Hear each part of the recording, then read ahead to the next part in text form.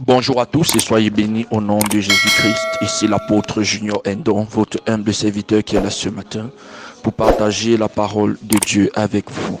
Ce matin, nous continuons avec notre partage et nous verrons, il faut valoriser ses avoirs. Il faut valoriser ses avoirs. Nous rappelons que nous sommes ici dans le thème général, comprendre la prospérité financière.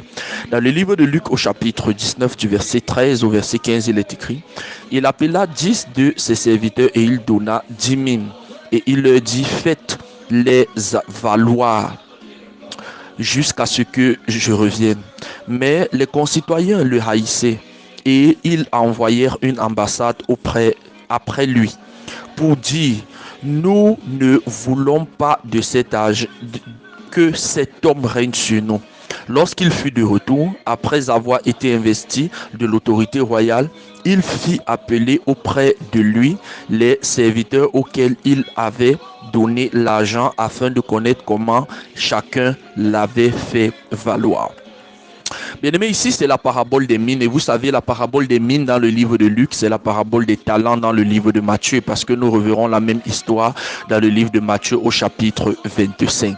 Déjà, lorsque nous parlons d'un talent, pour la plupart des personnes, pendant beaucoup de temps, on a cru que c'était peut-être des dons, des capacités personnelles, que c'était des aptitudes que nous avons reçues de Dieu, alors qu'il n'en est pas en fait. Il ne s'agit pas de cela. Que ce soit les talents comme les mines, il s'agit de l'argent. Parce que à l'époque biblique, n'est-ce pas, un talent équivalait à 45 kg de pièces. N'est-ce pas, 45 kg de pièces. Et une mine, c'était 35 kg de pièces. C'est-à-dire, lorsqu'on parlait clairement de la parabole des talents ou alors de la parabole des mines, il s'agissait de l'argent. Et l'une des choses que nous devons savoir, c'est que Jésus a remis l'argent à plusieurs personnes et il a dit: je vais revenir. C'est-à-dire, le désir de Dieu est que nous valorisions cet argent. Quand nous partons dans la suite de l'histoire, nous connaissons très bien, nous savons très bien que il y a un qui a pu valoriser. Il avait 5 talents et il les a valorisés avec 5 autres. C'est-à-dire, en des termes très simples, si nous prenons je dirais le vocabulaire actuel, on dira: il a eu un bénéfice de 5 autres et il a remis cela au maître.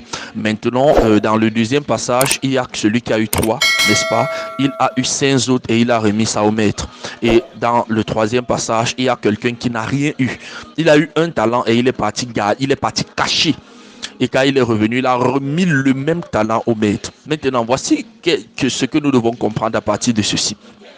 Lorsque nous parlons tout argent que nous recevons, n'est-ce pas, nous avons la responsabilité de le valoriser, c'est-à-dire que cet argent soit multiplié. Et comme nous l'avons dit par exemple hier, si vous êtes peut-être un employé quelque part, vous êtes un salarié quelque part, le salariat ne vous permet pas de valoriser de l'argent. Il faudrait que vous soyez dans un écosystème dans lequel votre argent peut travailler et augmenter sa capacité. Et c'est la responsabilité que Jésus nous a donnée. Ça veut dire, en fait, travailler ou alors développer des systèmes financiers dans lesquels on va augmenter sa productivité, ça n'enlève pas votre spiritualité. Je dirais même que lorsque vous êtes spirituel, vous devrez comprendre que tout ce que vous avez comme argent, vous devez le valoriser, vous devez augmenter ce que vous avez. Et c'est ce que Jésus, c'est une mission, une des missions que Jésus a laissé aux gens. Vous savez, le salariat nous met dans un écosystème dans lequel tout ce que vous recevez, vous le dépensez. Vous attendez le mois prochain, vous recevez, vous le dépensez.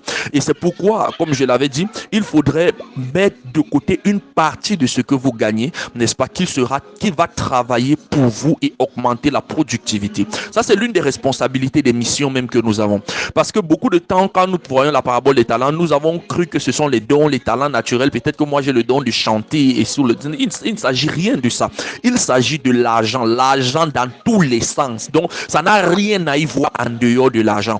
Et c'est pourquoi, à la fin, si vous lisez très bien l'histoire, la Bible dit, quand il dit à Jésus: reprends donc ton argent. Jésus dit: il fallait donc mettre ça en banque. Qu'est-ce que Jésus-Christ pouvait dire? La banque est le dernier endroit dans lequel on peut mettre de l'argent. Ça veut dire, en fait, tout argent doit travailler. Tout argent doit être à l'extérieur afin que cet argent puisse être productif, cet argent puisse travailler, puisse augmenter de valeur. Et ça, c'est la mission que nous avons. Bien aimé, toi qui gagnes déjà de l'argent, que tu gagnes petit ou beaucoup, beaucoup, sois-en sûr d'une chose. Tu dois toujours mettre de côté une partie de cet argent que tu gagnes et qui doit travailler pour augmenter ce que tu as aujourd'hui. Si tu dis que non, ce que tu as est petit, ou alors peut-être les responsabilités sont au-dessus de ta tête, sois-en sûr, c'est que tu n'auras jamais assez. Tu n'auras jamais le genre que peut-être tout est là, tout est bien. Non. L'une des réalités, n'est-ce pas, dans l'éducation financière, c'est qu'il faut accepter se priver pendant un moment, augmenter sa productivité au fur et à mesure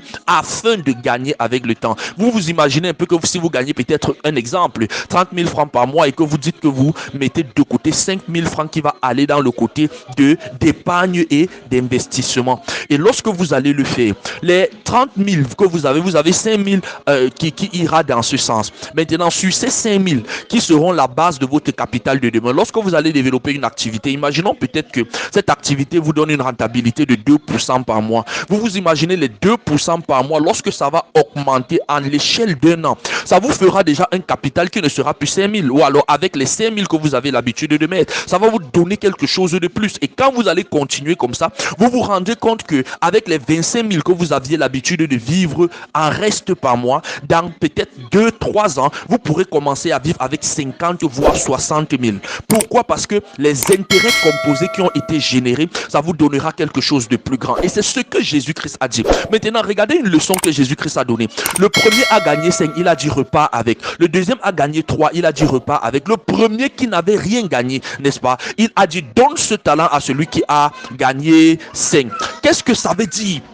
Qu'est-ce que ça veut dire? Ça veut clairement dire que, en fait, celui qui a l'habitude de prendre l'argent pour utiliser seulement pour dépenser dans le système financier, ne peut pas redonner ça à celui qui a créé des activités ou alors des business, n'est-ce pas? Et c'est pourquoi toute personne qui a pris l'habitude de gagner de l'argent, de développer de l'argent, en ce moment, il se retrouve toujours en train de récupérer l'argent de ceux qui ne le font pas. C'est pourquoi le pauvre deviendra toujours plus pauvre et le riche deviendra toujours plus riche. Jésus-Christ a compris cela et il enseignait, quelque chose aux gens. Il disait que où vous êtes là, en fait, il faudrait que tout ce que vous avez dans vos mains, vous devez être capable de transformer cela. Vous devez être capable de rentabiliser cela. Vous devez être capable de faire évoluer cela. Ne vous contentez pas juste que non, comme je sais si ça va, parce que si vous dites que ça va, en fait, vous allez reprendre cet argent, vous allez partir donner ça dans les mains des riches. Mais comment est-ce que vous allez donner dans les mains des riches? Au travers, n'est-ce pas, des factures que vous payez, au travers des responsabilités que vous avez, au travers, n'est-ce pas, de tout ce que vous devez faire au quotidien. Par exemple, c'est le riche qui fabrique des habits et vous allez partir emporter. C'est le riche qui a peut-être l'activité, peut-être les trucs comme MTN et vous allez partir mettre les données. Et toutes ces choses-là, pourquoi vous vous retrouvez en train de dépenser l'argent que vous devriez produire? Il y a donc un système qui devrait être mis sur pied par vous, peut-être par l'entrepreneuriat, par l'investissement ou alors par une activité génératrice de revenus. Par quoi vous devez faire à ce que votre argent travaille et soit productif. Je prie que cette sagesse soit ton partage dans le nom puissant de Jésus-Christ.